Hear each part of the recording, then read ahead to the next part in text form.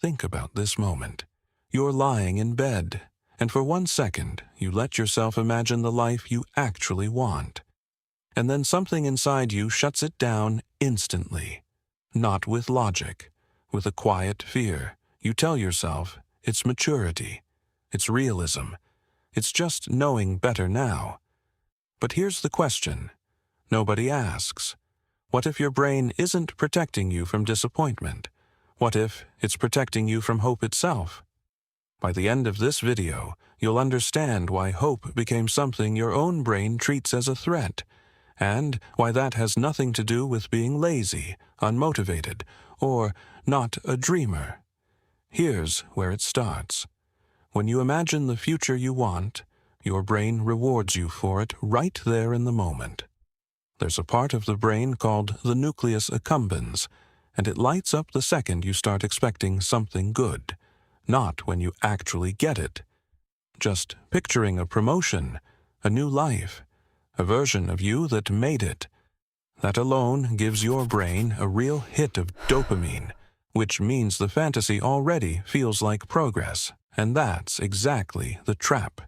The better the daydream feels, the less urgent the real step becomes. Your brain already got its reward. Why would it push you to go earn it the hard way? But there's a stranger part. It's not that you're afraid of failing.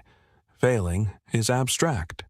What you're actually afraid of is the specific moment you'd have to admit you tried and it didn't work. As long as the dream stays in your head, it's undefeated. So most people don't abandon their dreams out loud. They just keep postponing. The day reality gets to test them. You call it waiting for the right time. More stability, more confidence, more time to finally start. But it works backwards. Confidence usually shows up after you begin, not before. The perfect moment you're waiting for was never going to introduce itself. Here's something almost nobody says out loud. Psychologists call this defensive pessimism. You lower your own expectations on purpose because it feels safer to expect less than to hope fully and be wrong. Your brain is running that exact same move on your dreams. Hope doesn't feel neutral to it. Hope feels like exposure.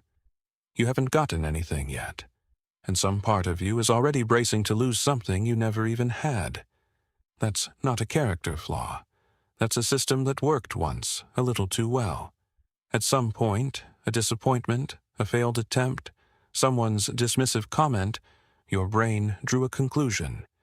If I don't let myself hope too hard, it won't hurt as much when it doesn't happen. And ever since, it's quietly turned the volume down on every new dream, before you even get the chance to believe in it. Here's the part that actually stings. To protect you from disappointment, your brain didn't just mute the pain. It muted your ability to want things at all. You didn't lose the ability to picture a future. You lost the permission to hope for it. So what actually changes this? Not a bigger dream, not more motivation. Let yourself want something without demanding a guarantee first. Not believe it'll definitely work out.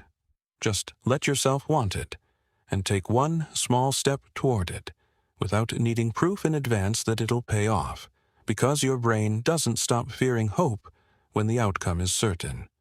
It stops the moment you prove to yourself you can survive the version where it doesn't work out, and still be fine. You didn't stop dreaming the day you became an adult. You stopped the day you quietly decided it was safer not to want something than to want it and lose it. Getting it back was never about dreaming bigger. It's about learning to want something again, without armoring yourself against a pain that hasn't even happened yet. If you know someone who's been stuck in that exact spot for years, afraid to even try, send them this.